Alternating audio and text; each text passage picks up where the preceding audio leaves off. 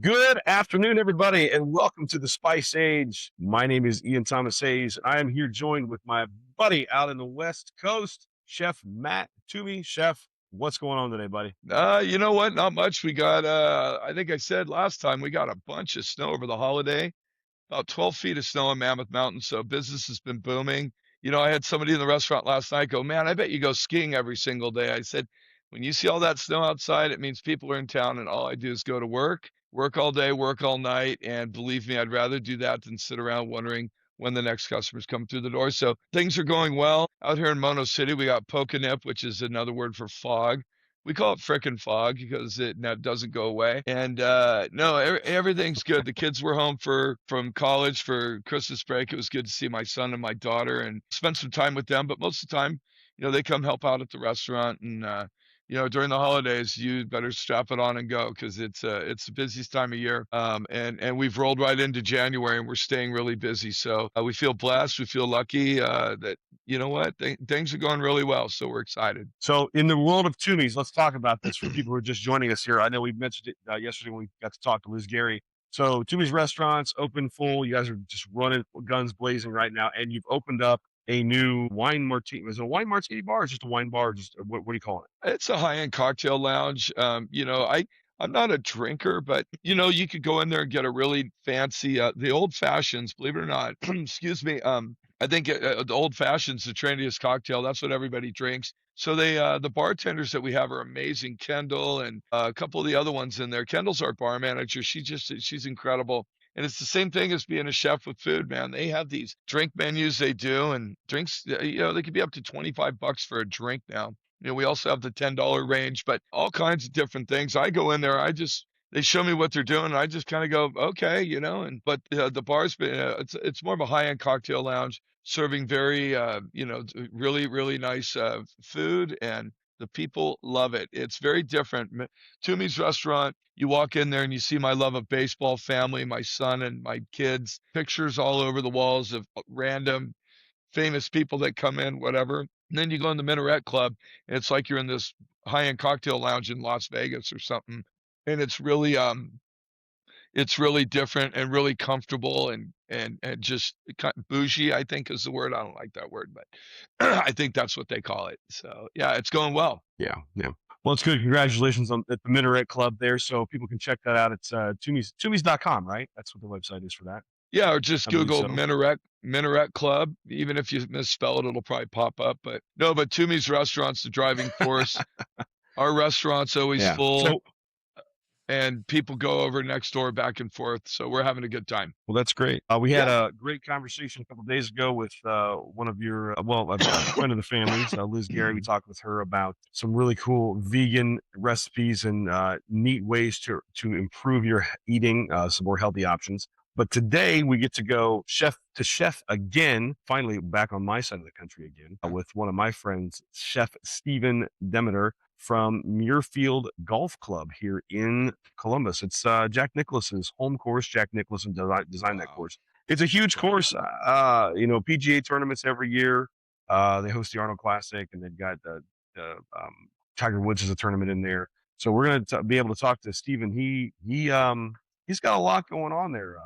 Several kitchens, lots of employees, world class guy, trained down Louisville. So I'm excited for you guys to get on the horn and chat a little bit about Oh yeah. the world of being a chef. Yes. And no matter what kitchen you work in, it's all chefs can relate to each other for sure. It's the grind. Yeah, If you're not grinding yeah. 10, 12 hours a day minimum, then you're just it's a part-time job. If you really want to take on a kitchen, your commitment to it goes farther than just being in the kitchen. You take it home with you and you try to disconnect, but it's hard. But I look forward to meeting Steve, talking to him because Yeah. I'm honored he's on there. It sounds like he's a real chef, and I'm a yahoo out here in California that just try to do my best every day. But I'm not at his level, I guarantee it. Well, we are going to take a quick break here. Let everybody know. Thanks for following today. Thanks for listening to the podcast. If you are following along with us, you can like the podcast. You can subscribe to this. You can hear about what everything's going on every week. You can find us on YouTube, and you're going to be able to find us here on Spotify and Apple. Also, if you haven't got your Toomey seasoning recently, check them out, ToomeySeasoning.com.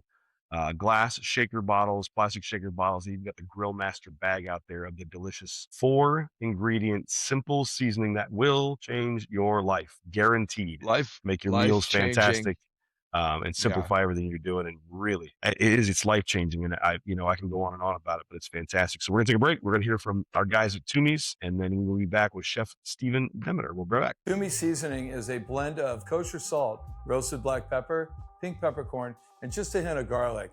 I've been in the business for 40 plus years, and through trial and error, you only find the finest qualities, the finest blend that you put together that really elevates the flavor of anything you're cooking. You could use it on steak, chicken, fish, salads, potatoes, French fries, you name it, the possibilities are endless.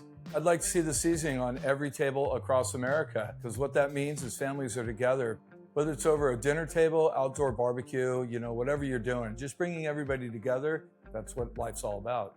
Toomey seasoning is redefining salt and pepper, one sprinkle at a time.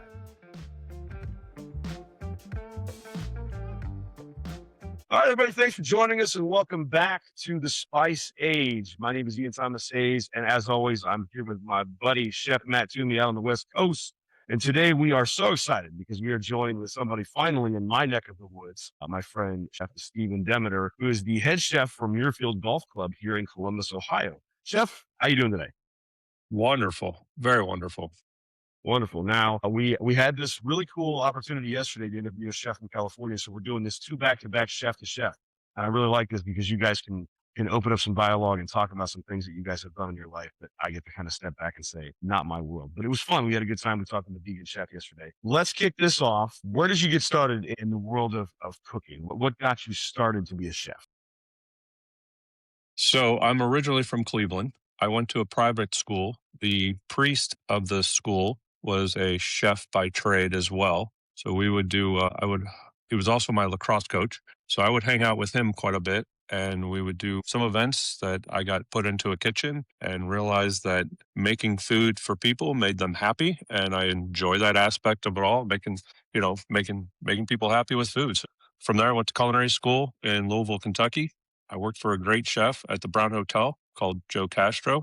Taught me a lot in a short period of time, a lot of influences down there. And from there, I was trying to get home back to Cleveland and Columbus, Ohio. My buddy was working here at Muirfield Village Golf Club, home of the Memorial Tournament, Jack Nicklaus Golf Tournament. Invited me to come work a tournament for the weekend. Came in and got my butt handed to me for the period of time that I was here. Realized it was quality food and was kind of in between from where my wife is from in Kentucky and where I'm from in Cleveland. Seemed like a good settling spot. And I've been at Muirfield for 26 years, going on 26 years. Yeah, a long time. Yep. Now, Chef, how long have you been out there with Toons? We've talked about this before. How many years have you been in that restaurant? My restaurant, I've had 14 years. Been in the business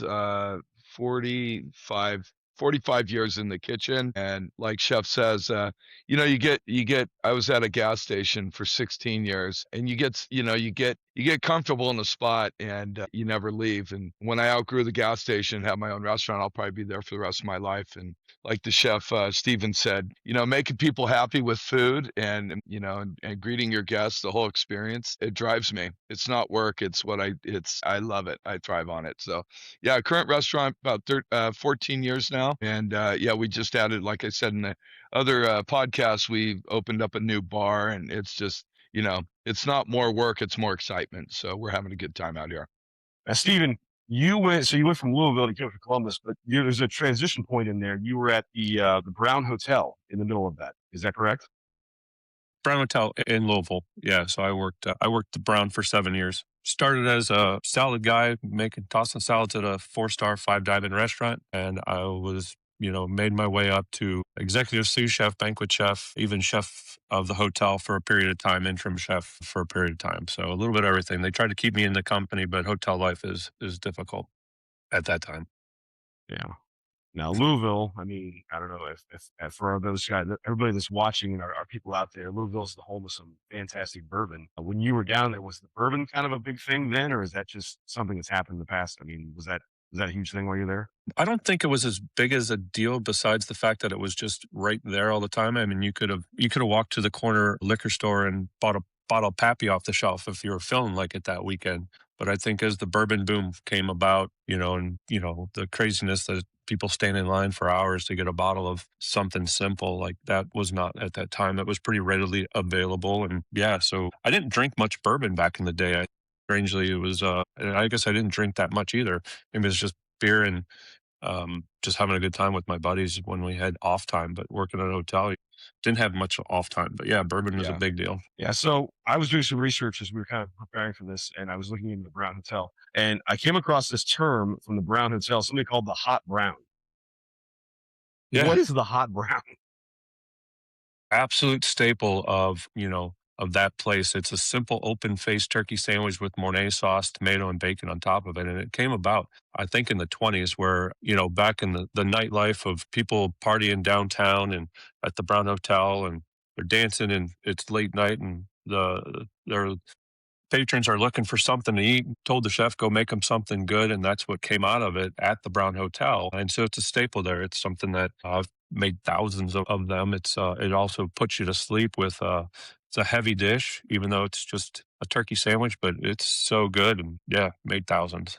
Now, have you ever tried to, on your new recipe where you're at in Muirfield, have you ever tried to kind of sneak a version of that on that recipe, on their menu? We do it for staff meal, but I get a lot of good compliments about that. But it's been asked from our members to do it, but we don't really have the right trivet to do it in. And I think we may have done it as a feature at a cold time, but I try not to cross too much stuff that's specific to places to here. But yeah, I mean, it's not something I think I've ever brought to here besides staff meal. Yeah. Yeah. And just so you know, the Brown Hotel is named after Graham Brown, so that's where the Brown Hotel hot brown came from, named after J. Graham Brown.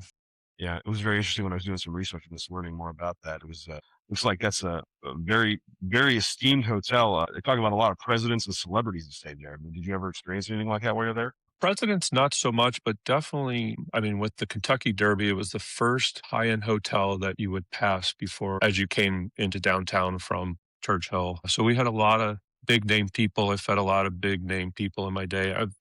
I think I've been very fortunate enough to feed a lot of athletes, and Muhammad Ali is probably stands out as of the people that have come through there that I've got to feed, speak to, and actually watch. So that was very memorable. I mean, I wish I could tell you some of the other names that have come through there but that's the one that stands out the most, just so memorable. That's legend. Legend. Yeah.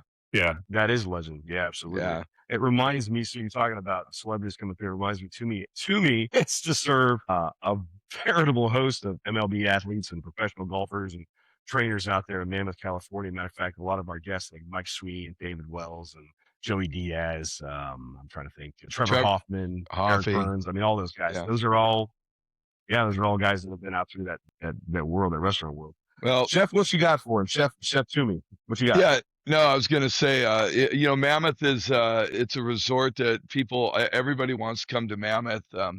Chef Stephen, when you said Muhammad Ali, I remember I had the opportunity of catering as a private chef for Sugar Ray Leonard for a whole week. And boy, we had a good time. He was the most, as you know, the guys that are at the top that don't need to hear it are the most humble. Just, low key, just probably like Muhammad Ali, just kind.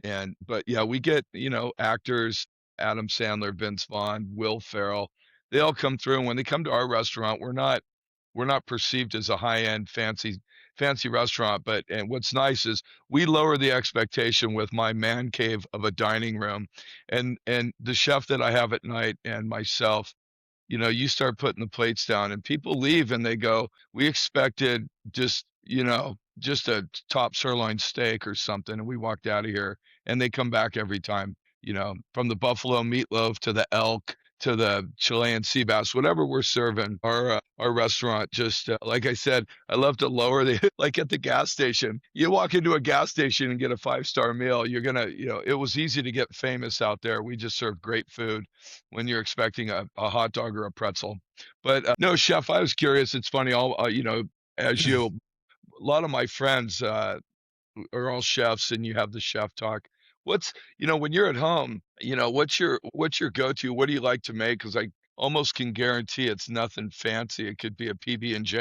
But what do you like to cook at home, or do you like to still throw down the fancy food that you do in your restaurant? What's your go-to?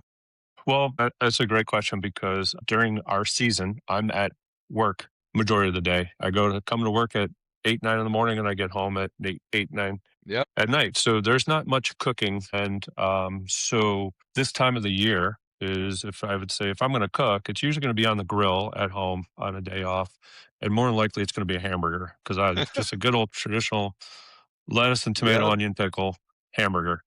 I don't need I don't need much more than that. I have my wife and a 20-year-old daughter now, and my daughter will tell you that I cook too fancy when I cook at home. So yeah, so the basic things, a good roasted chicken, but hamburger is like my go-to, just I absolute had go-to. I had last night. I got same Yeah. same thing. I get to work in the afternoon and get home by 10 at night. And I had 3 Klondike bars for dinner last night, and every one of them was amazing. Whenever you can Yeah. open up the fridge, hey, some leftover pizza from 3 days ago, that's what I'm gonna have. But if you have guests coming, Yeah, yeah. but what I like to do at the restaurant, if I'm going to eat at home or I'm going to have guests over, I just do everything at the restaurant. When I come home, I just finish it. But like Chef said, fire up the grill, just throw a hamburger on, turn it, throw it on a bun, eat it, and go to sleep. Because I can tell the hours you work, and I can look right now at your office and go, "Yep, you're the one that's grinding." You know, you get in, you do your office work, you do whatever you got to do, and then you get in the kitchen and you start getting stuff going for the day. So it's Yeah, for sure. I mean, is we're very visible. Muirfield, as a club, is the way it is that a lot of times if the members don't see me, they don't think the food is as good, which I don't understand that. And as well as they think I'm the one that made every plate that goes out of these 5 kitchens, so they think I'm the one that is finished every plate, which is unfortunately that's not that way. Or fortunately, I mean, I have a very talented staff, so that's what made me very successful. love it, love it. Yeah, And I got to go back to the chef. Did you say you had 3 Klondike bars last night? 3, count them. I had 1, it was so good. I go, Like I'm gonna the bang ice 1 more. cream block of Yeah, well, they were the tiny ones, but I got home and usually I go PB&J, and sit on the at the dining room table and just read the news or just unwind. Yeah. Yeah, and after 2 Klondike bars, I said, "I bet if I eat 3, I'm gonna be ready for bed." That's, I mean, nothing hits better than a bowl of Crispecks at like 9:30 at night. now you're talking my language, little Lucky Charms, but I yeah. mean, for Yeah. sugar, I gave up milk for the most part, and cereal because 'cause I'd eat too much of it, but I don't every once in a while, there'll be some Klondike bars in the fridge, and I'll eat those, but normally, I don't like to buy a lot of that stuff because 'cause I'll just keep eating it.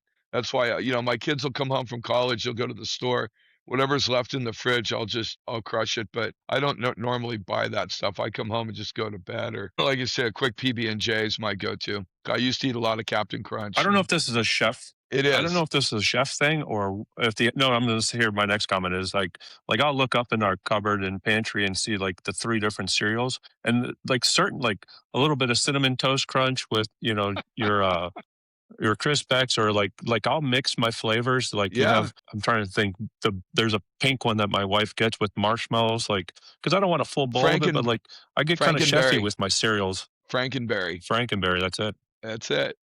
Yeah, but Not that like not that I Frankenberry and eat some that. cinnamon toast crunch. Oh, yeah. No, Yeah, but you don't. It's if you don't eat an entire bowl, you don't really accept it as you. I had that. It's just it was part of the right. mix. And a If you never little grab wreath. a full plate, if you don't grab a full plate and you just taste, it's just tasting. That's it. So That's So when it. I wake up at 3:30 in the morning and I reach into the cereal box and I grab a handful of honeycomb cereal, I'm not breaking the rules, right? It's just a No, handful. I go no. back to bed. that's yeah. You didn't eat. You could say you dreamt You're it. You tasting. could say I was dreaming about it and just yeah, let's go. Yeah. What do you say? That's If you funny. don't have a plate, you didn't eat. Yeah. Now, I'm not a cereal guy, but I tell you what, there's a company, I can't remember what the pickle company is. They make a pickle called a sweet heat pickle. You guys heard of these? So I know Famous Dave's is like a sweet spicy. Yeah, it's like a sweet spicy, right? But I'm a Ritz cracker, a sweet spicy pickle, and a piece of Guggisberg Swiss cheese. I keep that stuff cut up in our fridge. That is my go-to snack in our fridge. I don't care what time it is. I wake up, I want 2 pickles, 2 crackers, and 2 pieces of cheese. That's a good one. That's a And good Good for then the one. muscles. yeah, it's a sleeper. Then you're like, oh, I can go to bed now. Um, all right, so Stephen, I got to get back here. So you've been in the industry. You guys have both been in the industry a long time. You guys are seasoned veterans. You've seen. I'm sure you've seen it all. What is, if you could pull this out?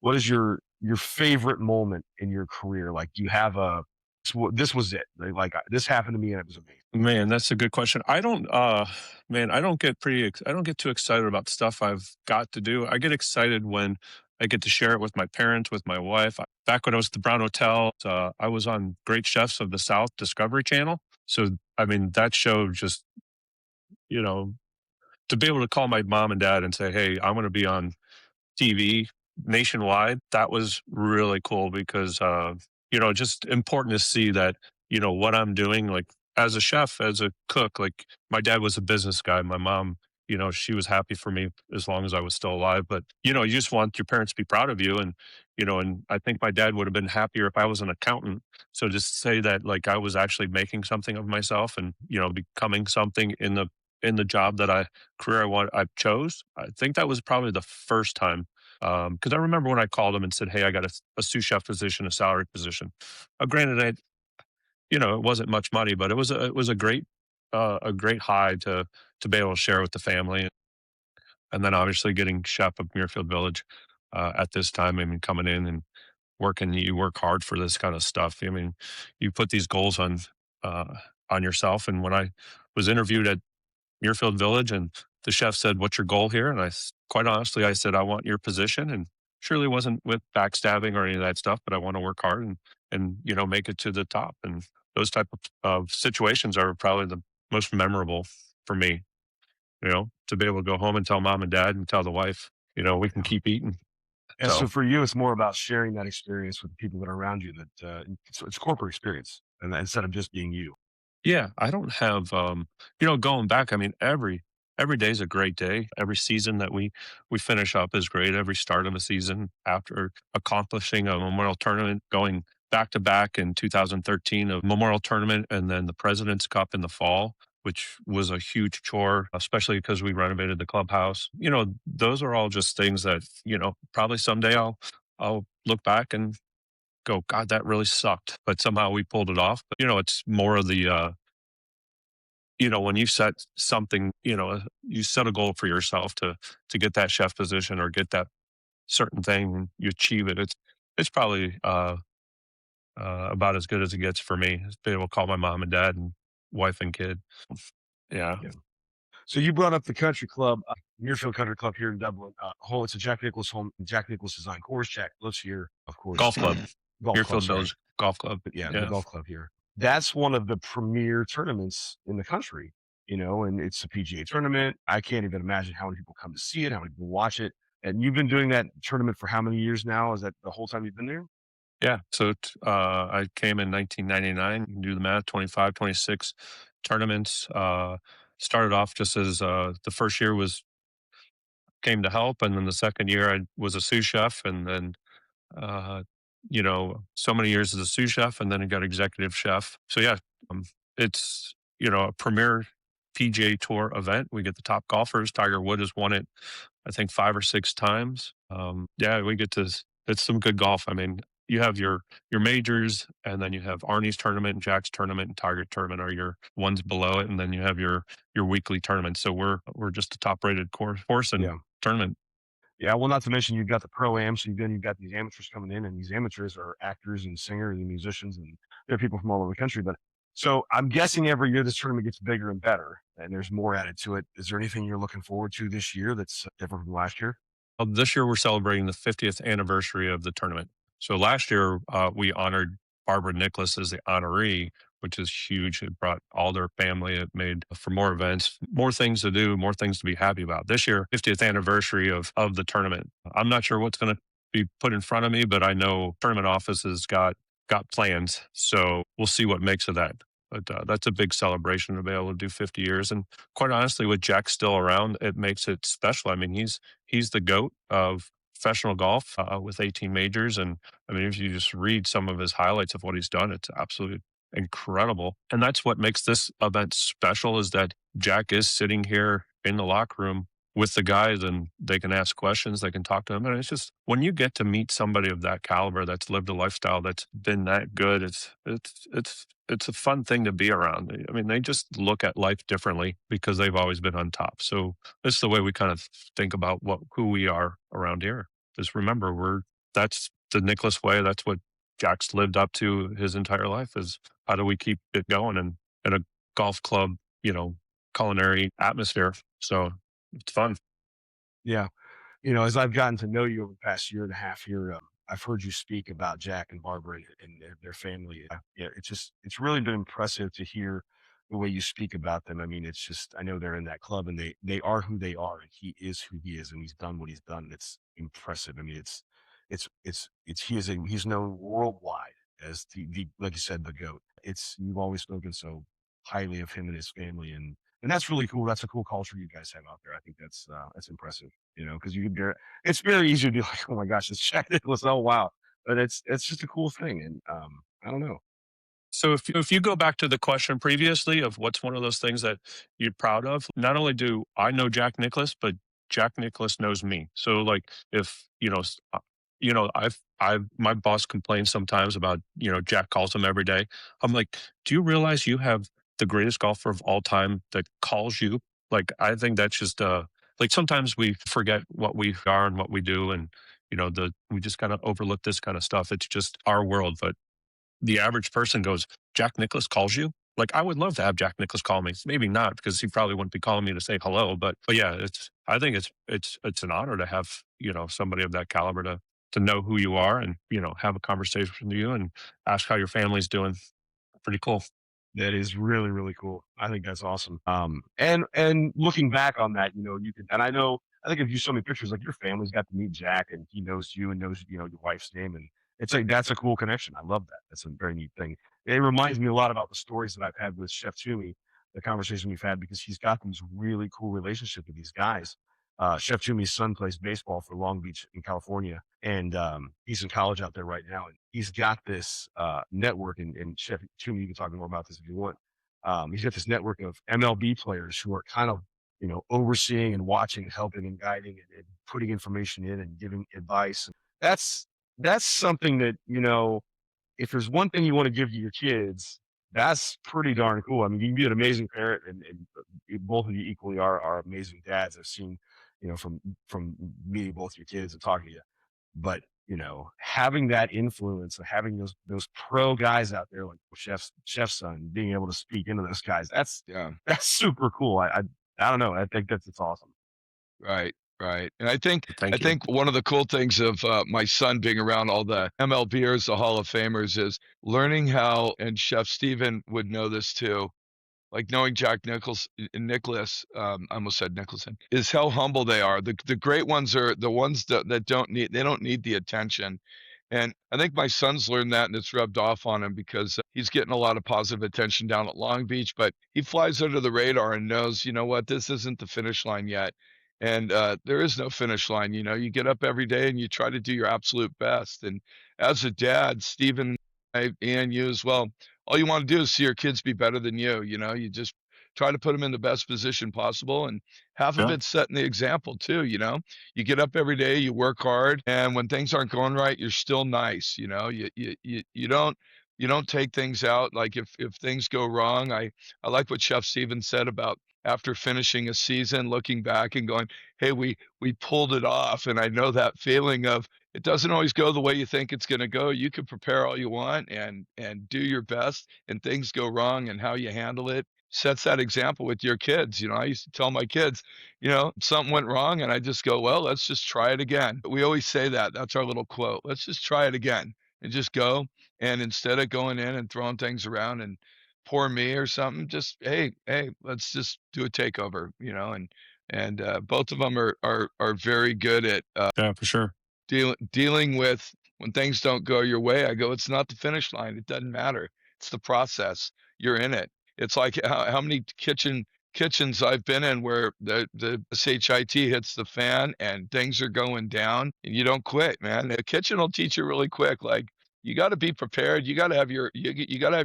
game plan down way before that first plate goes out the window, or you're in trouble. So Yeah, there's no closing the computer and just going back to it tomorrow. It's, you got to finish the service, you got to finish your day, you got to finish your yep. season, whatever it is, the function. At the end of the day, if you burn the chicken for the party, you better figure it out real quick. Yeah, and I always have a saying, let's just So work on tomorrow. Oh, I was just saying, we always say, I always say in the kitchen, I'm just working on tomorrow. Today's already done. Like, get everything done for tomorrow. So every day you're working on the next day and you're one step ahead and you get everything. As the guys in the kitchen are always like, they always just go, you're a freak because you're always doing things that don't really need to be done yet. And I mean, from cleaning the hoods, the filters, the grill, everything's done for the next day all the time.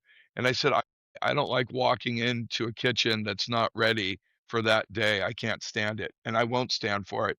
So, and I work right with my guys, so they can never ever say the owner doesn't, he's never here, none of that. It's like, get out of my way. We're going to get this done right now tonight. So tomorrow we're ready. And Chef Stephen will say the same thing, guaranteed. I put off tomorrow So what you can do today.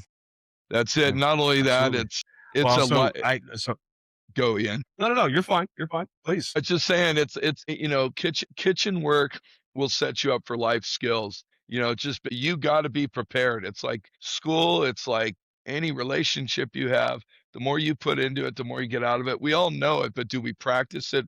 A lot of people don't. You can tell a lot by getting in someone's car. I dealt with that the other day where I go, man, it looks like it's really hard for you to throw away all your Starbucks cups when you're at the gas station because they're still in your car. I get teased all the time because my car is always immaculately clean all winter long.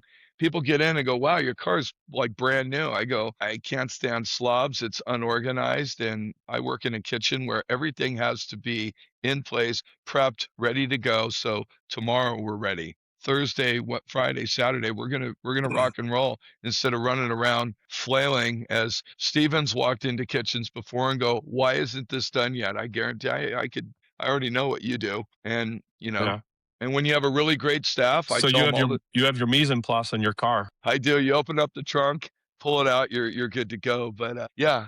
I mean, I still have guys, they do a great job at dinner service, but before, at 4 o'clock, before any tables come in, I'm looking around going, why isn't this done? And, I got to constantly kind of keep on it, but they do a great job during the heat of the battle. So, and we live in a resort town where it's really hard. Everyone could say it's hard to find good help, but I get people in there and make them good and work with them. And I'm always encouraging. I don't yell at people. I'll say, hey, I know this is the 18th time I've told you. I bet at 20, you're going to get it. I have faith in you. So yeah, For sure.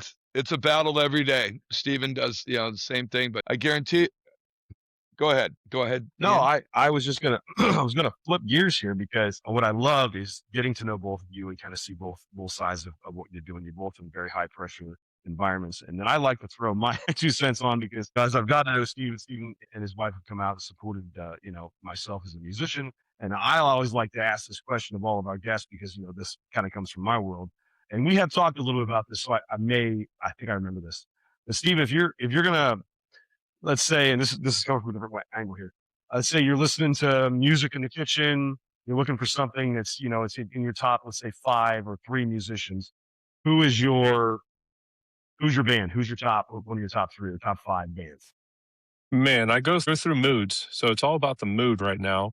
That's hilarious. And because if you had asked me in July and August when I sit on my boat on my days off, I'd tell you it's Jimmy Buffett. Right now, I'm going through this bad mood of Hall & Oates, and I can't go for that. yeah, as I probably asked you to play a Hall & Oates song the one time. Yeah, That's right. So Apparently, Man-Eater's a big one in the kitchen right now, right?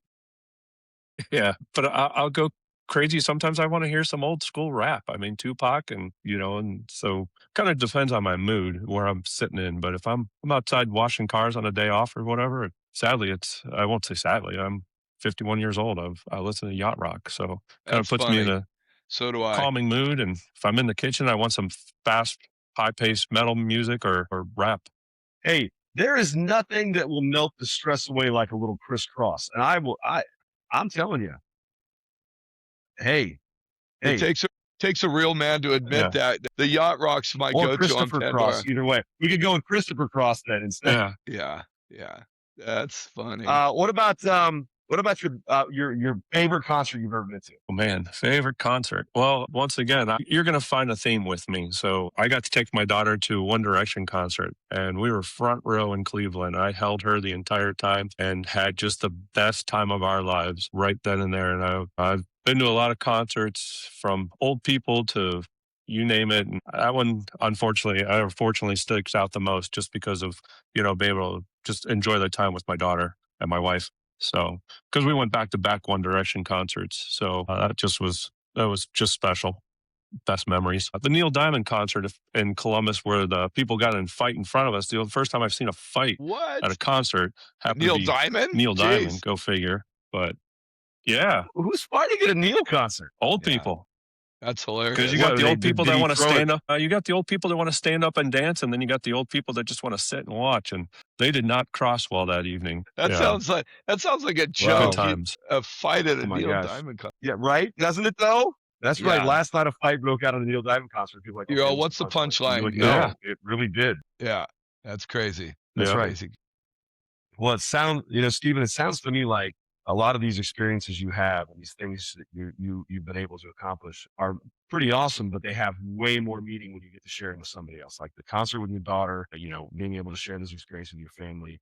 What it reminds me of is one of my best Father's Day presents ever was my oldest daughter, she's 19 years old. She's actually here in Ohio right now. She's getting ready to go back to college. She bought me tickets to go see Imagine Dragons at Blossom in Cleveland. And it was the first concert her and I have ever been to, and it was an unbelievable experience.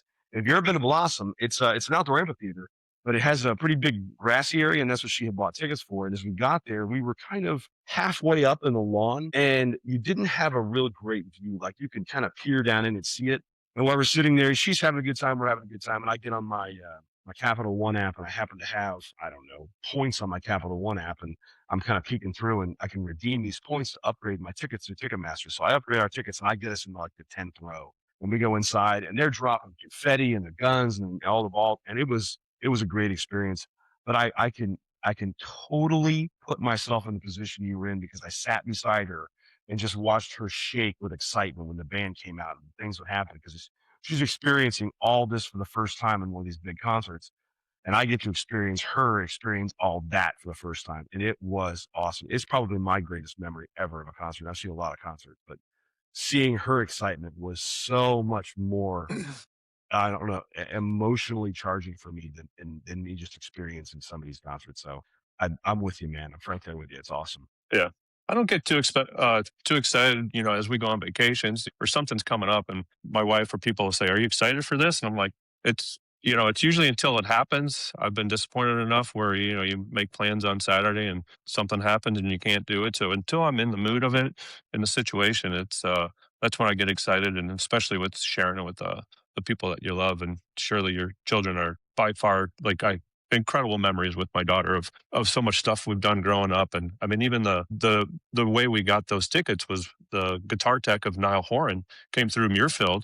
He's the one that gave me the tickets. He brought us up towards the stage, handed out Niall Horan's guitar picks, and we've been friends ever since. He's a golfer, and so he sends me a text at Masters and Memorial Tournament week, and it's been a good relationship. And that was for Kaylee to have a guitar pick for Niall Horan is pretty cool still. Sure. Yep.